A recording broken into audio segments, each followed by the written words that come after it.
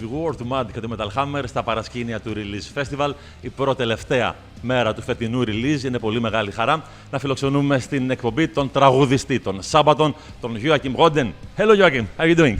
Very good, thank you. And how are you? I'm doing fine, thanks. Welcome to Greece once again, man. Thank you. Wow, it's been 4 years since you played Greece, Athens for the last time. And since then, you released 2 fantastic albums. You played lots of shows. There was the pandemic in the meantime. And nowadays, Sabaton are bigger than ever. It seems that the sky is the limit for this band from Sweden. I remember this band releasing the very first album less than 20 years ago. And the steps that you have done so far in your career are amazing, fantastic. What's the secret? I mean, you're the only one from your peers who have managed to do such great things. I have no idea, actually. I guess a part of it is we're actually having fun and really doing what we love. That helps, I guess, because going to work doesn't feel like going to work. It feels like you're having fun with your friends. So I think to a certain extent that helps. I mean, everybody in the bands are good friends. We're not hanging out every day when we're not on tour, you know what I mean? But when we actually meet up or rehearsing, we are actually enjoying each other's company. We do go out to dinner together, not to our separate hotel rooms. We don't have separate shuttles. And we're always sort of self-managed, mostly by Per, the bass player. Nobody told us what to do, really. We did what we wanted. You know, most bands are looking for a manager. They are praying to have a big name manager or to go to a big management label. You're doing it yourselves. I mean, you have to write a book about that, man. Yeah, that would be Per's book for sure. But to be honest, I should say we tried as well. But in the early days, let's be honest, we were not very good. So no big name manager wanted us. So we had to sort of get our shit together ourselves.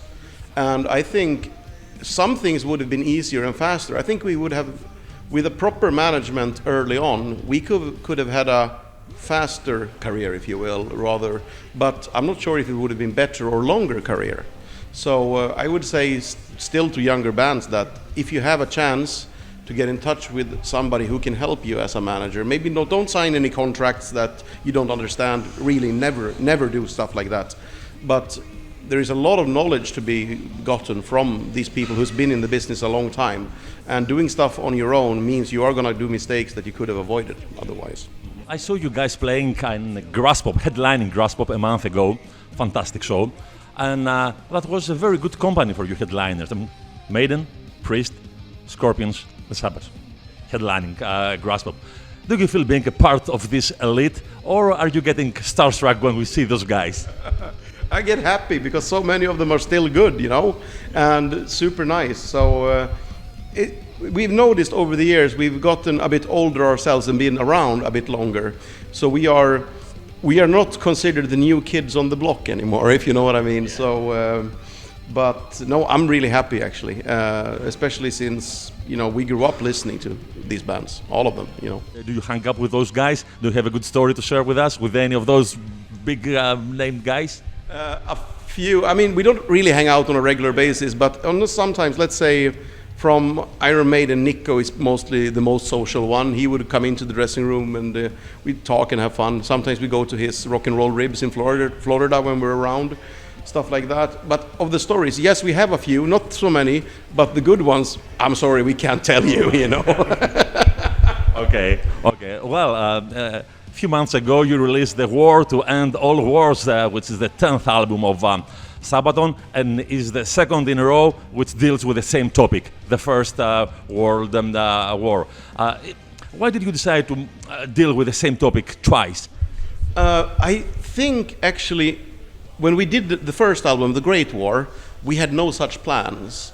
But during the production of it, and then we announced the album The Great War, and there were so many fans speculating what the songs were about, and only by reading those comments we discovered so much that we thought, wow, how could we miss this?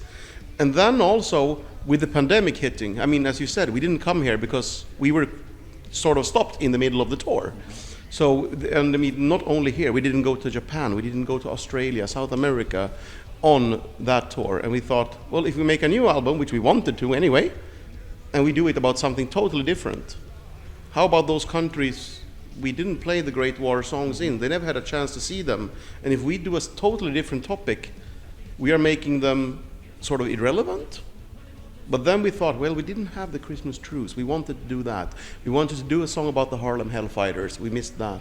So we sort of, at the same time, it made us, okay, then we can go on a World War I sort of package tour and play, quite a few of those songs, especially in the territories where we didn't have the chance to play, you know. I guess that this concept also helps to build a fantastic stage production. I mean, with the trenches and the tank and all those fires, it's fantastic, really fantastic. So nowadays, that the stage show of the band is a very important part of what you're doing.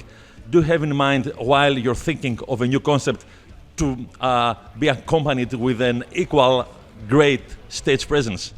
Yes and no. I mean, I don't think it's there when we are writing the music, you know, because then we are sort of focused on, let's write a good song, you know. But yes, already when planning the concept of an album, sort of, if we're dealing with World War I, World War II, what kind of colors, what kind of equipment is cool. I mean, the good thing is a lot of stuff that was used in warfare looks cool on a metal stage. So it's a little bit easier, you know. But in a planning stage, absolutely, and when discussing about topics, absolutely, but not really when writing music. This year it's the 10th anniversary of Carolus Rex album, and I was reading on the Wikipedia, and it says that's the most successful Swedish metal album commercially. Yeah. Is it so? I mean, is it more successful than Europe or than, I don't know, than Ingvar or I don't know? In Sweden, I think it is. In Sweden, yes. It's not the most successful Swedish metal album of all time, I think, if you talk internationally. But in Sweden, it's 4 times platinum, and that was a few years ago, so it could be even more now. Mm-hmm. That you also did the Swedish version for this one? That helped a lot. Oh yes. It always keeps popping up on the charts. Even now, 10 years after, we were touring now in Sweden in April, May, and that album goes up on the album charts again because also streams count.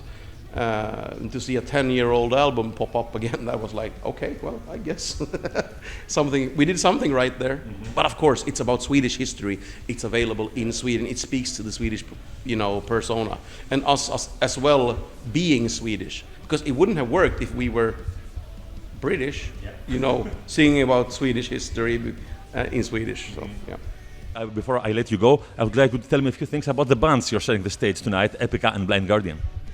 Oh, wow. Amazing bands. Epica we have met them many times, but we never toured really together before. But we will do now in the United States. And Blind Guardian, well, that's one of my, maybe not childhood, but, teenage year heroes. I mean, I still remember the first time I heard the song Script for My Requiem from Imaginations from the Other Side. And I think we all have a few of those. When you hear something for the first time, it's like somebody's punching you in the face, and it's like, wow. I mean, we're all different, but I think I've got maybe 10 or 15 of those experiences. And one of those is a Script for My Requiem from Imaginations. Okay, fantastic. Your message to the Greek fans out there.